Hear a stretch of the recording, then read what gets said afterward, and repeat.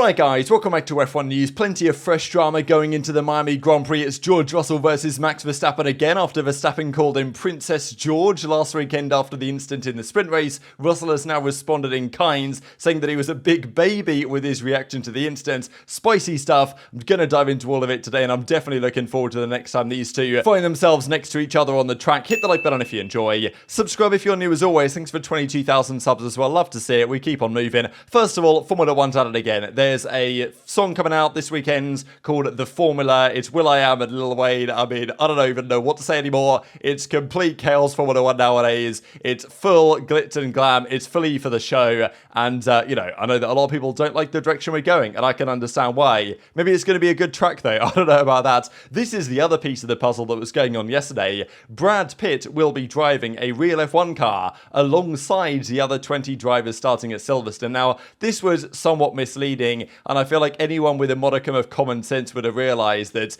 Brad Pitt is probably not going to be going onto the track in FP1 qualifying or the race to drive around in a car with the other drivers.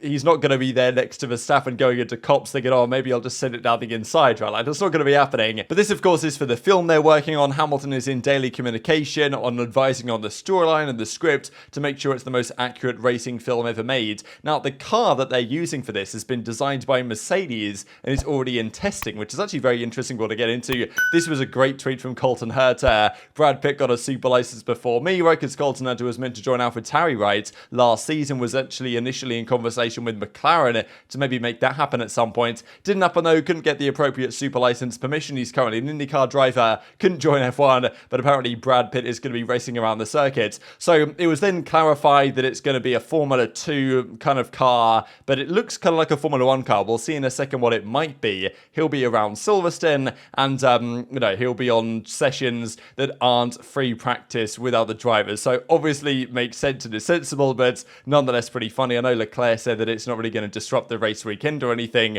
but it's going to be interesting nonetheless to see what's happening here. Now, this apparently is the car that might be in question. Kind of small on screen, you guys get the picture. This was spotted in Silverstone a few days ago now with this interesting kind of black Mercedes car driving around Brooklands and Luffield or whatever, right? So what do you guys think? Is this a W14? Doesn't look that way to me. The side pods are different, and it's fully black. There's no livery on it or anything, and it's driving pretty slowly around the track here at Silverstone. So interesting stuff. Is this the car that they're talking about? It looks like a Formula 1 car, but it's not quite to the same level. Doesn't quite have all the same features that you might expect from an actual Formula 1 car on track, so it's probably more F2 spec. But nonetheless, I must say it's very interesting that Mercedes have designed an entirely new car for this thing. Obviously, it'll be exempt from the cost cap. It'll be an entirely different project. But this is my worry, not exactly worry, but my concern about the cost cap in general, that the teams will find ways to get around it, right? What about if the team that worked on this car decided to try out a bit of a Red Bull side pod design on this car, and then they, maybe they're testing it in the wind tunnel, they're testing it on track, they whisper in Total Wolf, say, yeah, you know what,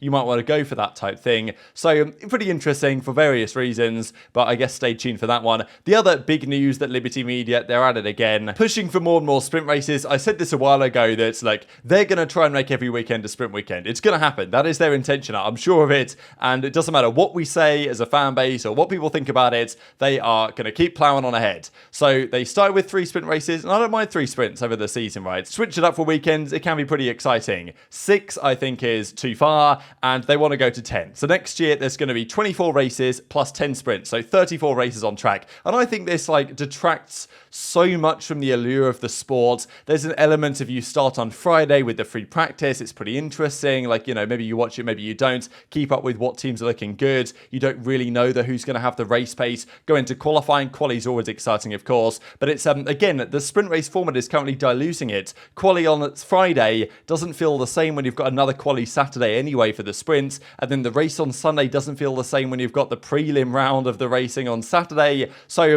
look, in the short term, this is going to work for Liberty Media. They're going to bring more eyes in, more sponsor money, more time watched effectively. But over time, I don't think it's good. I think it detracts from the, the excitement of a race weekend. It dilutes the excitement. You don't have to have on-track action that's meaningful for the championship all the time. It makes it more powerful when you get certain moments every weekend. And I believe that down the line, I don't think if that happens next next season there's 10 sprints. Like, there's going to be weekends where I don't even bother watching the sprint. I'd tune in for the race on Sunday, and that will happen down the line. It's going to be a circumstance they run into where they oversaturate, and I think it's inevitable, but that's the way they're pushing right now, and it's kind of a byproduct of what Liberty Media have done well, pushing the social media side, getting F1 to absolutely pop off on socials and the YouTube channel and everything they've done, got all the teams to make content. That didn't happen a decade ago, but as in kind of byproduct of that, they're arguably going too far in that direction. That's my opinion, especially when you'll see what's going to happen this weekend in Miami, the influences,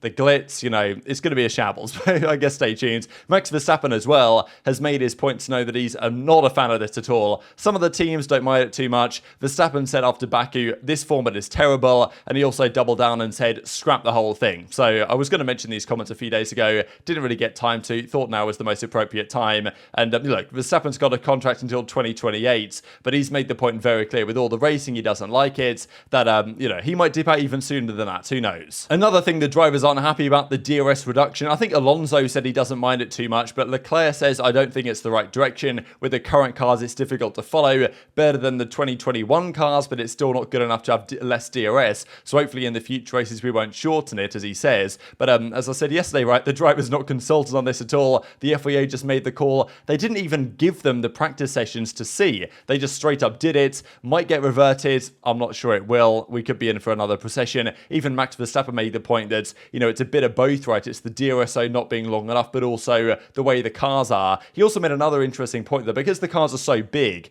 during a race condition, you can't take alternate lines in corners. You have to take the same line as the car in front because there isn't the space on track. The cars are kind of too big for the tracks they currently drive on. So back in the day, if you were following another car, you could take alternate lines through the corners to get a little bit of cleaner air through the corners, try and generate a bit more downforce, stay a bit closer. Okay, maybe you take the less optimal line, but you don't suffer from dirty air quite so much, so you can actually have a good exit and stuff like this. Whereas nowadays, especially around Baku, for example, just as one particular track, you've got to take exactly the same line as the car in front because the cars are so big and bulky, there's nothing else you can do. So it just hurts you badly, and that was the point that Verstappen was making, pretty interesting one. And frankly, for the short term, DRS is still an absolute necessity. Now, let's dive into this Verstappen versus George Russell drama, or as he was calling it, Princess George. It's pretty funny, right? This is Charles Leclerc's Twitter likes, and you'll find this from a few days ago where this guy made this graphic of Princess George and Max Verstappen, and Charles actually liked it because Verstappen, after all the drama last weekend, said, when Princess George is at the apex, then he's not going to yield type thing. Now, this was the comment here from George Russell. It's funny in a way because towards the end of this clip, he kind of not calms down a bit, but he says, me and Max are still good. But at the start, his choice of words is quite spectacular here, it must be said, saying that Verstappen's reaction was pathetic, talking about how he spat his dummy out. Now, if you guys aren't familiar with the term dummy, in the UK, obviously you'll know what it means, and probably other territories as well. A dummy is, I managed to find this fantastic graphic as well. A dummy is, in America, you call it a pacifier. So it's something you put in the baby's mouth to make it shut up, basically. So, and obviously if the baby's particularly annoyed or wants to just be annoying for some reason, it might spit the dummy out. And that's what Russell's getting at. So I thought a phenomenal choice of words, it's got to be said, to put this drama to bed. Right. I mean, it was all a little bit pathetic. I think, something you learn as a kid is if you're going to give something, you've got to be willing to take it as well. And, he's had his fair share of giving moves like that and being tough and hard at racing. And it's a little bit, poor to see how he sort of spat his dummy out when it was the first time he probably got something back in the same regard. So from my side, there was nothing really to say. I thought it was good racing, exciting racing, and that's the only thing that happened that weekend. So it was pretty boring otherwise. Look, we're both drivers. We've both been in the sport a long time now, and we've got plenty of experience. We'll have a chat. Everything's fine. So what are your guys' thoughts on it? Who was at fault for the incident, or whether Verstappen should have backed out, whether Russell should have backed out? It's a tricky one. It's first lap, second corner type thing. There was an argument that Verstappen should have just got out of there. He would have got Russell anyway later on, and then would have passed Leclerc. So there's an argument either way. And frankly, this is probably a bigger deal than it would have been otherwise, largely because it was the only thing that happened all weekend. The weekend was such a procession that nothing else happened, and this is why people are talking about it. But still, the media are asking him questions. Yes, it's a week ago now. now. But the fact that he says his reaction was pathetic and, he spat his W, basically comparing Max's reaction to that of a petulant child is quite something that's got to be said. Of course, Max made his comment on Princess George the other day, so spicy stuff, and I'm definitely looking forward to next time these two go head to head. And I expect it to happen at some point in the future as well. Maybe when the Mercedes is a bit more competitive, couple of years' time. Hopefully these two can have a championship battle, because that'd be even better based on what's happened now. And Verstappen's not the type of guy to forget this stuff, right? Like, he is going to keep this. He's going to have heard those comments, and he's going to keep that in the memory bank for when he needs to pull it up when a moment arises. So looking forward to that one. But I think Russell's right in part as well, that Verstappen's been dishing out these moves for some time, and needs to, I guess, as he says, if you give something, you've got to be willing to take it back as well. So, interesting, I think honestly kind of a championship mentality from Russell in some ways, even if you think he's in the wrong. So they've kind of put it to bed. Max said that he wasn't happy with his response at the time, but that's it. You move forward, move on, try again. We haven't spoken since, but we're racing drivers. We came up through the ranks together. Nothing more that needs to be said. So I guess they're going to leave it there for now, but pretty interesting stuff. The other piece of Mercedes versus Red Bull drama of the day is we saw Toto Wolff after last weekend's Baku Grand Prix said it was super boring. We've got to stop this from happening. Now, of course, the argument could be that, well, when Mercedes are dominating, it's pretty boring. And you can argue that things might have been different back then. The regulations are different. And, maybe Formula One felt a bit different back then to how it feels today, just from my perspective. But you can understand Red Bull are replying and saying, as Max says, that of course is because he was winning himself back then. You can't manipulate everything to create tension. That's part of the sport. Sometimes a car is just, way more dominant. That is how it is. And even Helmut Marko says, I don't understand all the fuss from Mercedes and Toto Wolff. I think Mercedes was much more dominant back then than we are now, which is, you can debate that. I'm sure we'll, over the course of the season, look at some of the numbers. Maybe Mercedes should focus on delivering better work, which I think is also fair enough, right? It's like, look,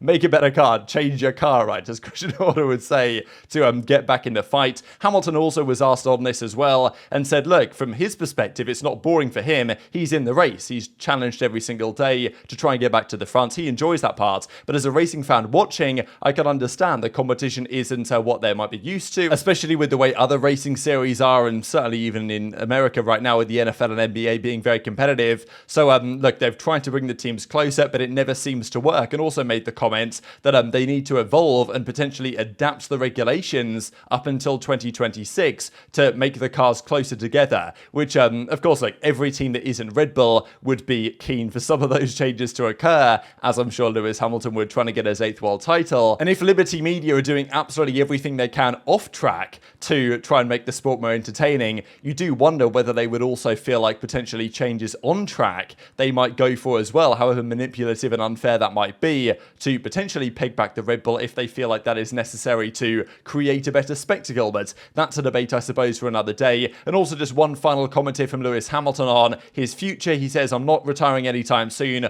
I haven't reached the end of my career. I'm still at my peak. I'm not planning a change. Mercedes is my home. He did mention, though, that he has thought about ending his career somewhere else. He says he looks at the Ferrari cars and says, what would it be like to drive in red myself? But then he says, look, we're working on a new contract. So he's going to stay with Mercedes, but he's probably leveraging a bit, right? He's thinking, I thought about Ferrari, Toto, like maybe they want to give me some money, and therefore, Toto Wolff might have to bump up his salary. But very much intrigued to hear your thoughts in the comments below. Hit the like button if you enjoyed. Subscribe if you're new. Take care, and I will see you next time.